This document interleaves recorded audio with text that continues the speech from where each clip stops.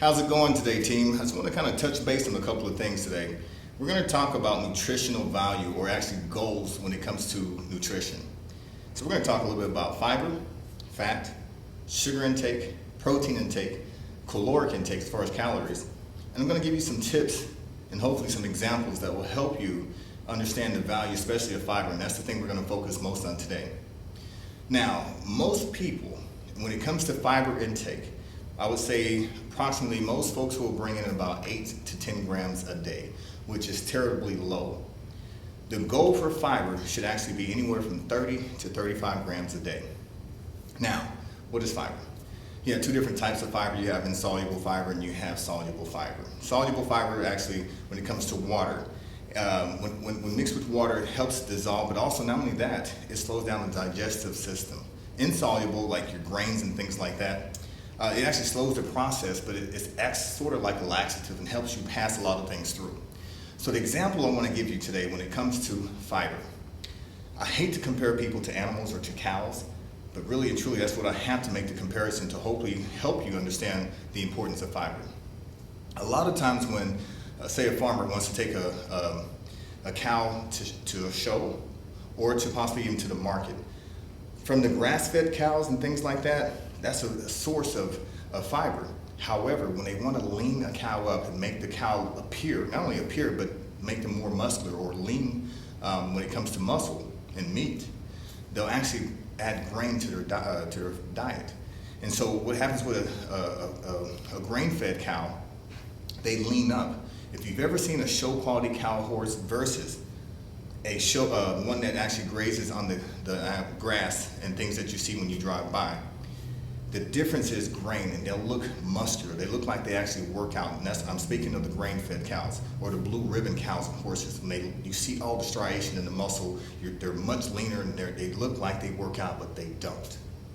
Now, as it relates to fiber intake, the thing that's important, as I mentioned, is you want to consume things like, you have two different types, as I mentioned. You have the whole grain, and then you have the vegetables and the fruits as well.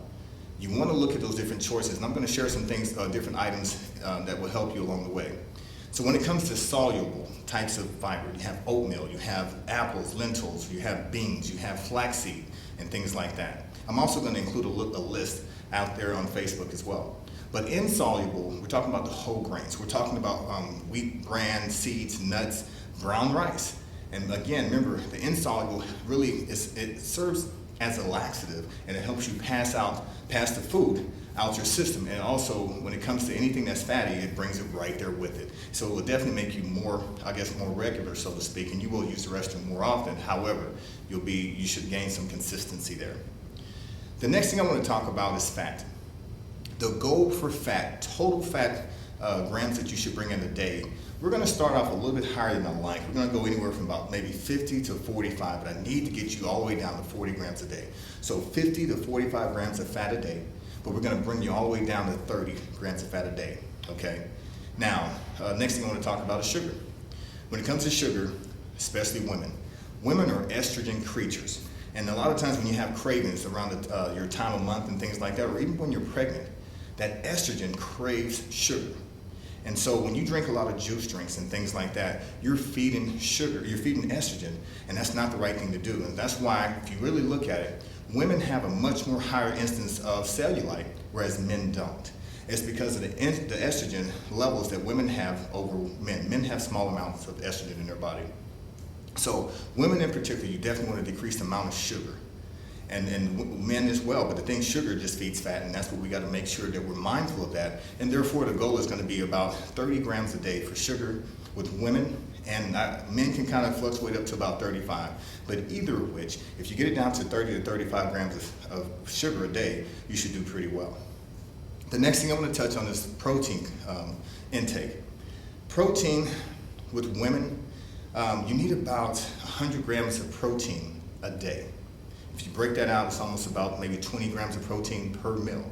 Protein is important as far as how you consume that. It helps you build lean muscle while you're working out. The more lean muscle you have, the more fat you burn at rest. And so it's critically important that you have enough protein sources in your diet to make sure that you're building that lean muscle. Therefore, you can hopefully burn that fat even when you're not doing anything. Men, I need you to get anywhere from about 125 to 130 grams of protein a day, and that will help you as well as far as building that lean muscle that you need. The next thing I'm going to talk about is caloric intake. I touched on this before. Usually my clients, I start you off anywhere from 1,500 to 1,800 calories a day. The daily recommended for men and women is roughly 2,000 to 2,400, somewhere to 2,200. And the thing is, I usually cut back just a little bit. I bring you down to about 1,500 to 1,800 calories a day. Therefore, it's a level where it's a suitable level, so if you cut it too much, meaning if you cut down to anywhere under 1,200 calories a day, you're actually going into starvation mode. And starvation mode means that you're actually going to produce fat to survive. It is counterproductive to what you're trying to do. So more is not best in this situation to where I'm going to cut more calories and hopefully lose more weight. You're actually going to put on more body fat. So when it comes to calories, now I ask that you use, I think, MyFitnessPal. MyFitnessPal will give you a calculation based on how many calories that you need to consume. I'm going to ask that you ignore it. Stick to 1,500 to 1,800 calories a day. Even if you're on Weight Watchers, I know they have a point system, but at the very end of the page, usually they'll still give you the caloric goals or the protein, the fat, and everything else. Even with that, it's all designed around the same. You still need to hit anywhere from, as I mentioned, the fiber, 30 to 35 grams, fat, anywhere under 45 grams, protein, you want to be around 100 grams a day and 125 to 140 with guys, and sugar, less than 30.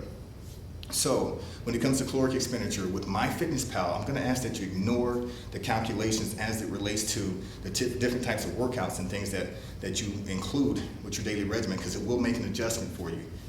Ignore that. If you were at 1,500 to 1,800 calories a day, you're good. My guys, typically you'll be at the higher end, 1,800, maybe even 2,100, depending on your weight. I'll kind of touch base with y'all if you have some folks who are out there who need to lose a lot more weight. We may bump it up just a little bit, but that's on a case-by-case basis, and typically anywhere from 1,500 to 1,800 calories will suffice for anyone. Now, with anything, I just want to touch on the water, of course, and I'm going back to fiber. With certain types of fiber, it will actually draw in water. And so when it draws in water, it means it allows you, or really you need to drink even more water. Okay, so think about that, because a lot of times your mouth will get dry, and you think, why is my mouth so dry? Well, that's because that fiber is sucking all that water, that moisture up, and you need to consume even more water, and it's much more effective. So I want you to think about that as it relates to fiber intake. Here are today's, I was wanting to touch basically on those nutritional goals. And with these nutritional goals, it'll help you go far in trying to reach your goals. If you have any questions at all, please give me a call. I know it's a lot of information, but again, we'll start working on this starting next week when it comes to your goals. If you hit these goals, you'll definitely go far as far as reaching your goals. Give me a call if you need any help. Thanks.